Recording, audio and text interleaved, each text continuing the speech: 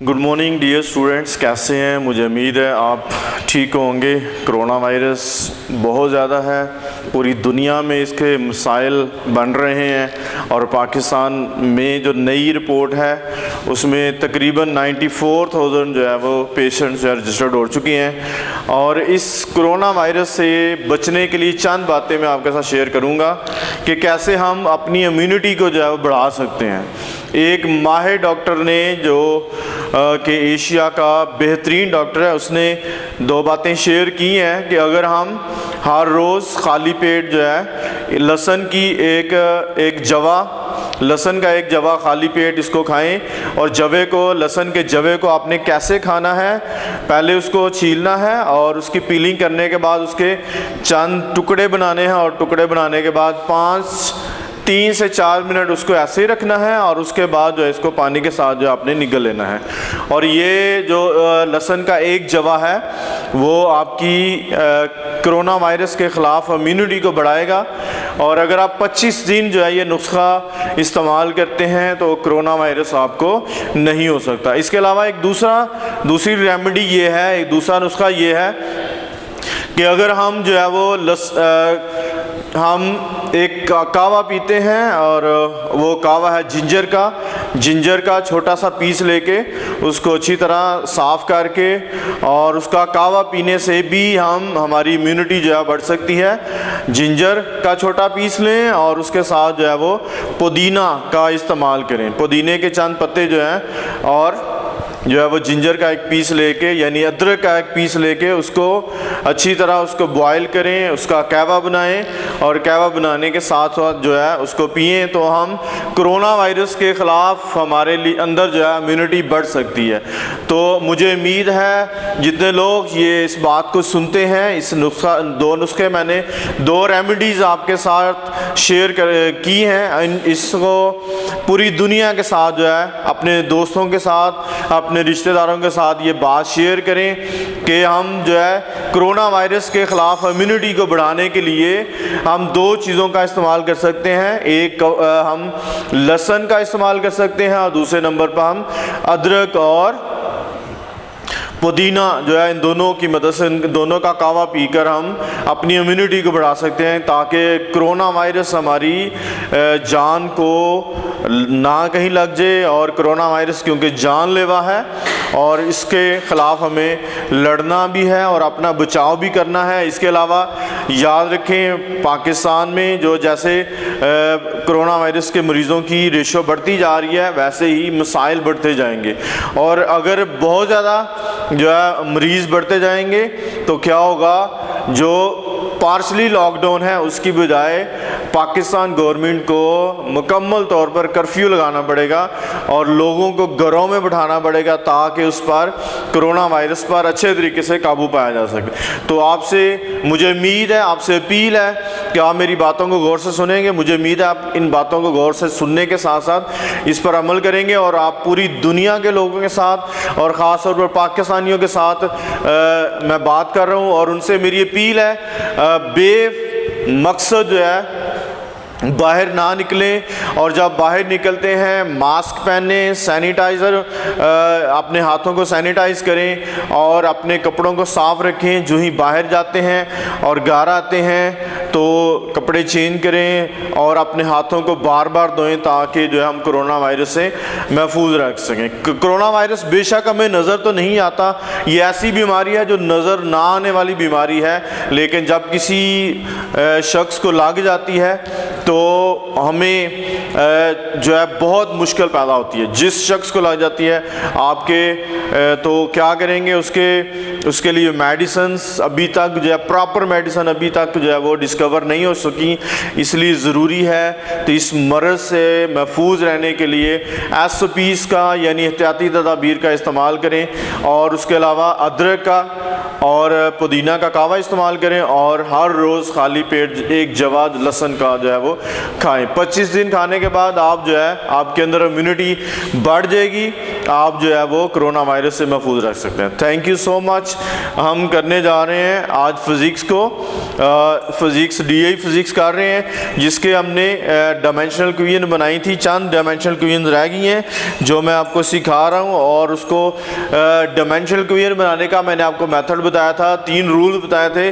और उसका पहला रूल ये है कि सबसे पहले जो भी हमें क्वांटिटी गिवन होगी उसका फार्मूला लिखना है, और फार्मूला लिखने के बाद आपने क्या करना है, आपने यूनिट्स में उसको एम के सिस्टम में तब्दील करना है, उसके यूनिट्स लिखने हैं और वो यूनिट्स एम के सिस्टम में लिखने हैं, और उसके बाद आपने डायमेंशनल सिंबल्स लिखने हैं। और डायमेंशनल सिंबल्स का मतलब ये है कि जब आपके पास मीटर आ जाता है तो मीटर को रिप्लेस करेंगे कैपिटल L और स्क्वायर ब्रैकेट के साथ, और जब किलोग्राम होगा तो उसको आप रिप्लेस करेंगे कैपिटल M और स्क्वायर ब्रैकेट के साथ। जब हमारे पास सेकंड होगा तो उसको रिप्लेस करेंगे कैपिटल T और स्क्वायर ब्रैकेट्स के साथ। अब हम करने जा रहे हैं डायमेंशनल इक्वेशन बनाने जा रहे हैं मोमेंटम की डायमेंशनल इक्वेशन बनाएंगे।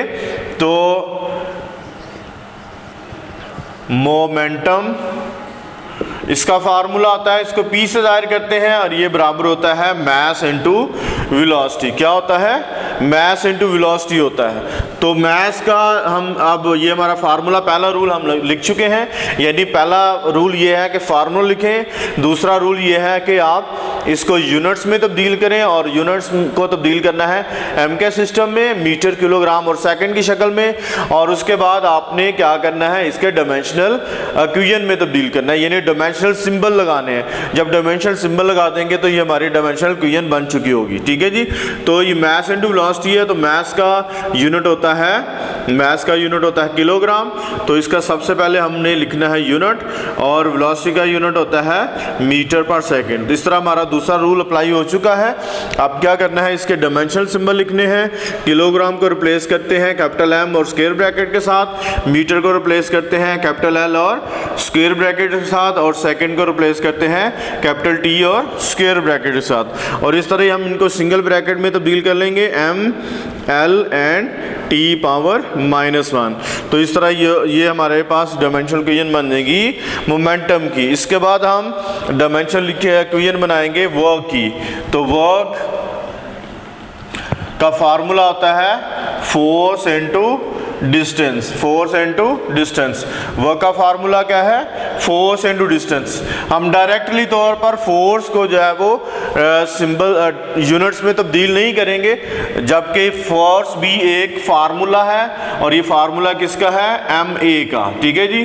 तो इसका मजीद स्मॉलेस्ट फार्मूला लिखेंगे। इसके बाद मास को तब्दील करेंगे किलोग्राम के साथ, और इसके यूनिट्स बनाने हैं, और एक्सेलरेशन का यूनिट होता है मीटर पर सेकंड स्क्वायर, और डिस्टेंस का यूनिट होता है मीटर। ठीक है। और इस तरह ये वर्क को हमने फार्मूला लिखा, और फार्मूले को मजीद सिंपलेस्ट फॉर्म में लिखा, और उसके बाद हमने यूनिट्स इसके लिख लिए हैं। अब क्या करना है, तीसरा रूल क्या है, आपने इसके डायमेंशनल सिंबल लगाने हैं। तो डायमेंशनल सिंबल क्या होते हैं? किलोग्राम को रिप्लेस करना है कैपिटल M और स्क्वायर ब्रैकेट्स के साथ, मीटर को रिप्लेस करना है कैपिटल L स्क्वायर ब्रैकेट के साथ, मीटर को रिप्लेस करेंगे कैपिटल L स्क्वायर ब्रैकेट्स के साथ, और सेकंड को रिप्लेस करेंगे आप कैपिटल T और स्क्वायर ब्रैकेट के साथ।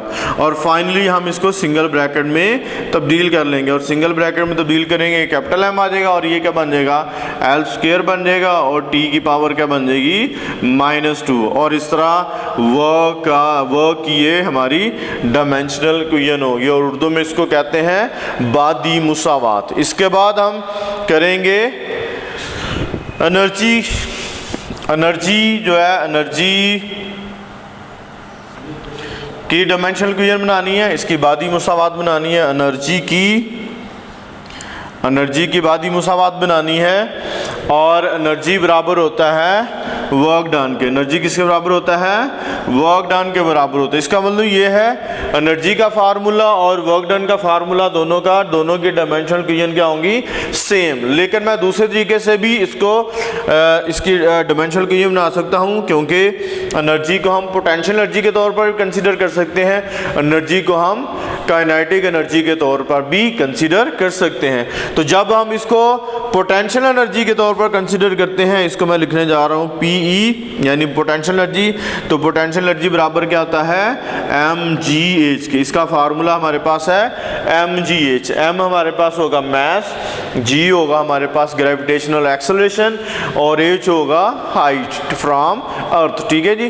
तो ये ज़मीन से जो हाइट होती है उसको हम a से जाहिर करते हैं। अब इनका जो है हम क्या करें, इसको फार्मूला बन चुका है, इसके यूनिट्स बनाएं। तो ये हमारे पास क्या है मास का यूनिट होता है किलोग्राम, और ये जी जो हमारा ग्रेविटेशनल एक्सेलरेशन है, ग्रेविटेशनल एक्सेलरेशन का यूनिट सेम एक्सेलरेशन की तरह होगा मीटर पर सेकंड स्क्वायर, और ये हाइट जो है ये हमारा डिस्टेंस है। ठीक है। तो डिस्टेंस को हम किससे जाहिर करते हैं मीटर से। तो अब इसके फार्मूले यूनिट्स बन चुके हैं, अब इसको डायमेंशनल सिंबल्स में तब्दील करना है। तो किलोग्राम बराबर क्या होता है कैपिटल M के, मीटर बराबर होता है कैपिटल L के, और ये भी कैपिटल L बन जाएगा, और ये हमारे पास क्या आ जाएगा capital T square and square bracket. तो पोटेंशियल एनर्जी या एनर्जी का फार्मूला हमारे पास बन चुका है डायमेंशनल फार्मूला, और ये बन गया M L स्क्वायर और T की पावर -2, और सेम जो हमारे पास आया है वर्क डन के बराबर है। यानी इसका मतलब वर्क डन और एनर्जी का फार्मूला, वर्क डन एनर्जी ये दोनों सेम होती हैं, यानी rate of change of doing work is known as होता है एनर्जी होती है। तो इसलिए वर्क डन और एनर्जी का फार्मूला डायमेंशनल फार्मूला भी सेम बन चुका है। अब हम करेंगे नेक्स्ट फार्मूला, और नेक्स्ट फार्मूला हमारे पास है प्रेशर का। तो प्रेशर को हम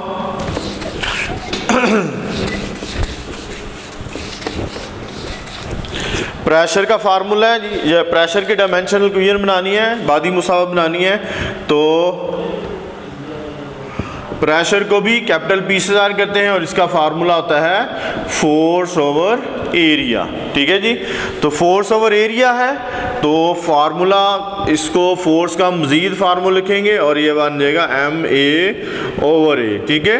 अब इसकी क्या करने, आपने यूनिट्स बनाने हैं। मास को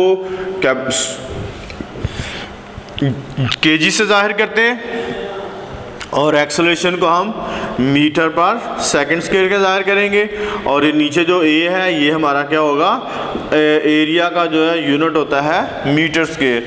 तो यहाँ से एक मीटर कैंसिल हो जाएगा, ऊपर आ जाएगा kg, नीचे रह जाएगा हमारे पास सेकंड स्क्वायर इनटू मीटर। इसके लगाने आपने डायमेंशनल सिंबल, ऊपर आ जाएगा कैपिटल M, नीचे आ जाएगा T स्क्वायर, और इधर आ जाएगा हमारे पास कैपिटल L। और इसके बाद हम क्या करेंगे, इसको सिंगल ब्रैकेट में तब्दील कर लेंगे। जब हम इसको सिंगल ब्रैकेट में तब्दील करेंगे तो क्या आ जाएगा कैपिटल M, और इधर आ जाएगा T की पावर -2, और इधर आ जाएगा L की पावर -1। ठीक है जी। नीचे वाली पावर ऊपर जाके क्या करेंगे, उनके साइन चेंज हो जाएंगे। तो ये हमारा फाइनल फार्मूला बन चुका है। ठीक है। और ये हमारा प्रेशर की डायमेंशनल इक्वेशन के बाद हम करने जा रहे हैं स्ट्रेस की। स्ट्रेस और प्रेशर दोनों का फार्मूला सेम है। ठीक है जी। स्ट्रेस और प्रेशर। चलें, पहले मैं प्रेशर लिख रहा था, अब मैं लिखूंगा स्ट्रेस। तो स्ट्रेस बराबर क्या होता है प्रेशर के। ठीक है जी। तो प्रेशर और स्ट्रेस का फार्मूला क्या होता है फोर्स ओवर एरिया के। ठीक है। तो इसका मतलब ये है जो हमारे पास डायमेंशनल इक्वेशन बनी है प्रेशर की, वही बनेगी आपकी स्ट्रेस की। तो मैं सेम टू सेम वैसे ही लिख देने लगा हूँ इसकी डायमेंशनल इक्वेशन। ठीक है जी। तो इसकी डायमेंशनल इक्वेशन बन जाएगी m t की पावर -1 और t की पावर -2 होगी इसकी पावर, और इसकी -1 होगी। तो इस तरह ये हमारे पास स्ट्रेस की डायमेंशनल इक्वेशन और प्रेशर की डायमेंशनल इक्वेशन, क्योंकि दोनों के फार्मूले सेम है। इसका भी फार्मूला फोर्स ओवर एरिया है, प्रेशर का फार्मूला भी फोर्स ओवर एरिया है। इसका मतलब है दोनों की डायमेंशनल इक्वेशन भी सेम होगी। ठीक है जी। इसके बाद हम बनाएंगे स्ट्रेन की डायमेंशनल इक्वेशन, और उसके बाद हम टॉर्क की बनाएंगे। स्ट्रेन जो है, स्ट्रेन की कोई भी उसका फार्मूला नहीं बनता, क्योंकि जो है क्या होता है उसका फार्मूला होता है change in length over original length, ठीक है। और अगर तब्दीली जो है लेंथ में है तो उसका बन जाएगा लॉन्गिट्यूडनल स्ट्रेन बनेगा, और अगर वॉल्यूम में है तो वॉल्यूमेट्रिक स्ट्रेन बनेगा, और अगर एरिया में तब्दीली है तो उसको हम कहते हैं शेयरिंग स्ट्रेन। तो स्ट्रेन का जो हमारे पास फार्मूला होता है, स्ट्रेन का फार्मूला होता है change in dimension over original dimension, ठीक है जी, चेंज इन डायमेंशन। और ये डायमेंशन मैंने आपको बता दी है, क्या लेंथ है, एरिया है और वॉल्यूम है, ठीक है। Change in dimension over original dimension, original dimension. तो इसका मतलब ये है, अगर हम लेंथ लेते हैं तो लेंथ क्या होगा, change in length over original length. अगर वॉल्यूम लेते हैं तो चेंज इन वॉल्यूम और ओरिजिनल वॉल्यूम होगा। और अगर हम एरिया लेते हैं change in area over original area होगा। तो इसका मतलब ये है कि ये दोनों डायमेंशन आपस में कैंसिल हो जाएंगी, तो इसकी कोई भी डायमेंशन नहीं रहेगी, ठीक है। और इसकी क्या रहेगी, कोई भी डायमेंशन नहीं रहेगी, और इसका कोई भी यूनिट नहीं होगा, ठीक है। It has no unit. तो जब इसका कोई भी यूनिट नहीं है तो इसका मतलब ये है इसकी डायमेंशनल इक्वेशन क्या होगी, इसका मास भी ज़ीरो होगा, लेंथ भी ज़ीरो, और इसका टाइम भी क्या होगा, ज़ीरो, ठीक है। इसकी कोई भी डायमेंशनल इक्वेशन नहीं बनती, लेकिन हम इसको शो करने के लिए ज़ीरो पावर लगा देते हैं। तो जब हम ज़ीरो पावर लगाएंगे तो इसका मतलब है जिस वैल्यू की ज़ीरो पावर होगी वो 1 के बराबर होती है। वो किसके बराबर होती है, वैल्यू 1 के, ठीक है। तो ये क्योंकि आपस में कैंसिल हो जाती हैं डायमेंशंस, तो क्या आंसर आता है 1, ठीक है। तो 1 को जाहिर हम इस तरह करेंगे तो ये इसकी स्ट्रेन की डायमेंशनल इक्वेशन बन जाएगी। इसको हम जाहिर कर सकते हैं ऐसे, लेकिन इसको हम इसको कंसीडर नहीं कर सकते, ठीक है। हम सिर्फ इसको लिख सकते हैं लेकिन इसको कंसीडर नहीं करेंगे। इसके बाद हमारे पास है टॉर्क की डायमेंशन। तो टॉर्क बराबर क्या होता है, R क्रॉस F के। तो ये हमारे पास आ जाएगा R cross M into A, ठीक है। सिंपलेस्ट फार्मूला लिखना है, रेडियस है, ठीक है। तो रेडियस को हम किससे ज़ाहिर करेंगे, मीटर से। इसका यूनिट होगा किलोग्राम और इसका यूनिट होगा मीटर पर सेकंड स्क्वायर। इसका यूनिट क्या होगा, मीटर पर सेकंड स्क्वायर। तकरीबन ये भी फोर्स यानी वर्क डन, एनर्जी और टॉर्क, इन तीनों के डायमेंशनल इक्वेशन क्या बन गई है, सेम। बेशक इनके फार्मूले डिफरेंट हैं लेकिन इनके डायमेंशनल इक्वेशन जो है वो सेम बनती है। फोर्स की, वर्क डन की, एनर्जी की और टॉर्क की, इन तीनों की जो है वो डायमेंशनल इक्वेशन क्या होगी, सेम होगी, ठीक है। ये फार्मूले हमें बता रहे हैं, यानी जब हम इसको तब्दील कर रहे हैं डायमेंशनल इक्वेशन में तो ये आ जाएगा m, ये आ जाएगा L स्क्वायर और यहाँ पे आ जाएगा t की पावर -2। तो ये थी हमारे पास डायमेंशनल इक्वेशंस। आपने कैसे जो है वो किसी भी क्वांटिटी की डायमेंशनल इक्वेशन बनानी है, ठीक है।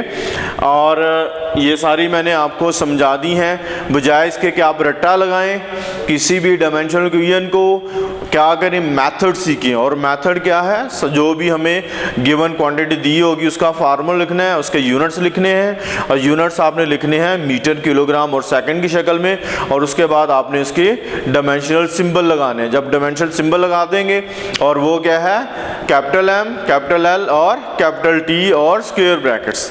तो इस तरह ये हमारा टॉपिक ख़त्म हो चुका है। मुझे उम्मीद है आज के लेक्चर को आपने गौर से सुनेंगे और जो मैंने कोरोना वायरस के ख़िलाफ़ रेमेडी बताई है उसको फॉलो करेंगे और दोस्तों के साथ शेयर करेंगे, फैमिली मेम्बर्स के साथ शेयर करेंगे। Thank you so much.